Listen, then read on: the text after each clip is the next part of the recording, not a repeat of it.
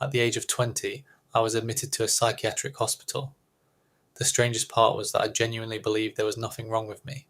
I didn't think I was sick, and I certainly didn't think I needed help. In fact, it felt like the opposite. I thought I had simply begun to see the world on a deeper level than before. To understand how I ended up there, you need to know that basketball had always been my life. Ever since I was a child, everything revolved around the game. I woke up thinking about practice and fell asleep thinking about the next game. While many people spent years searching for their purpose, I felt as if I had already found mine. I wanted to become the best player I could be, compete at the highest level, and build a future doing what I loved most. Year after year, I moved from one city to another, joined new teams, met new people, and slowly climbed the ladder of professional basketball. When I turned 20, I signed a contract with one of the strongest teams in the country. For me, it was a dream come true, and one of the biggest moments of my life. I worked hard every day, stayed disciplined, and did everything I could to prove that I deserved to be there. During my first season with the team, we won bronze medals in the national championship. To some people, third place might not sound like much, but to me it meant everything.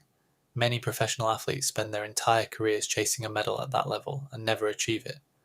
I felt proud, grateful, and happy. When the season ended, I returned home. For the first time in a long while, I allowed myself to slow down. I trained, rested, and tried to enjoy life outside of basketball. I never really liked alcohol, so marijuana seemed like a harmless way to relax. A few times a week, I would meet with friends, laugh, talk, and forget about the pressure that came with being a professional athlete. At first, everything felt completely under control, but over time I began to notice that a feeling of loneliness always returned whenever I was left alone with my thoughts. A new season was approaching, and once again I moved to a large city far away from my family. A new apartment, a new environment, a new routine. On the surface, everything looked fine, but deep down I often felt empty. That was when marijuana slowly began taking up more space in my life. At first it helped me relax, then it helped me avoid feeling lonely.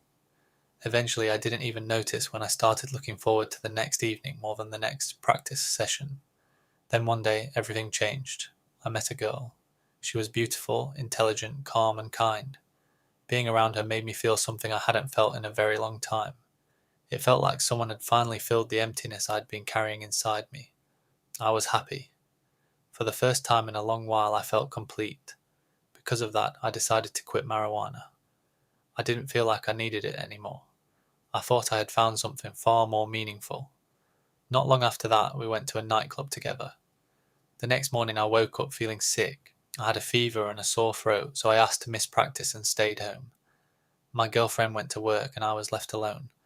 At first it seemed like an ordinary illness, but during those days, something inside me began to change. I found myself thinking constantly about subjects that had never occupied my mind so intensely before. I became obsessed with questions about God, the meaning of life, the origins of humanity, and the reason our world exists. I spent hours talking with ChatGPT, asking question after question. Every answer seemed to open another door. Every new thought led to another. I felt as if I were getting closer and closer to some hidden truth that most people never discover. I stopped sleeping normally. Sometimes I stayed awake all night, yet I didn't feel tired. In fact, I felt more energetic than ever. My mind seemed to be moving at incredible speed. Ideas connected together effortlessly. Everything appeared meaningful. I talked about these thoughts constantly. I spoke to my girlfriend, my mother, my friends, and my relatives. I felt as though I had discovered something important, something that other people simply couldn't see. Colours seemed brighter, smells felt stronger, thoughts felt deeper. Every conversation became longer and longer until it turned into a monologue. What I couldn't see was that the people around me were becoming worried. A few days passed, and the team doctor continued checking on me. I kept sending in photos of my thermometer. The fever remained. 37.2 degrees, 37.5, then 37.3. It never completely disappeared. At the same time, I became increasingly focused on analysing my body and my thoughts. Then something happened that still sounds unbelievable to me today. At one point, I became convinced that I had died. Looking back, it sounds absurd. but at the time it felt completely real. Started blowing as hard as I could just to feel something inside my body, just to make sure I was still alive. After that, the capillaries on my face and body burst. I looked at terrible. That was when my girlfriend came to see me. And even though I think anyone in her place would have been scared, she stayed calm. She talked to me as if everything was going to be okay. Then she said the words that changed everything. Your parents are already on their way. They wanted to take me to a psychiatric ward. I was shocked. I didn't understand why. In my mind, there was nothing wrong with me. I was convinced that the reason for my condition was illness, being in love, emotions, and suddenly quitting what I had been using for the past few months. When my parents arrived, we talked for a long time. Nobody yelled, nobody forced me. They simply convinced me to go for an examination. They told me the doctors would talk to me, they would run some tests, and then I would come back home. I agreed.